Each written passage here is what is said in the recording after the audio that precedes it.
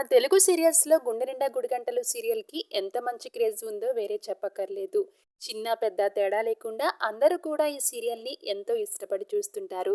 ప్రస్తుతం ఈ serial story కూడా చాలా ఇంట్రెస్టింగ్‌గా ముందుకు నడుస్తుంది. రోహిణి గురించి అసలు నిజం బయటపడిపోవడంతో ఇక ప్రభావతి రోహిణిని తిట్టి కొడుతుంది. మరి ప్రభావతి రోహిణి విషయంలో ఎలాంటి నిర్ణయం తీసుకోబోతుందా అని ఫ్యాన్స్ అందరూ కూడా చాలా ఎక్సైటెడ్‌గా ఎదురు చూస్తున్నారు. ఇక రోహిణి గురించి అసలు నిజం తెలుసుకున్న మనోజ్ నా భార్య నన్ను మోసం చేసిందంటూ చాలా ఎమోషనల్గా ఫీల్ అవుతూ ఉంటాడు. ఇక ఆ సీన్ అయితే ఈరోజు ఎపిసోడ్కి సెంటర్ ఆఫ్ ద అట్రాక్షన్గా నిలిచింది.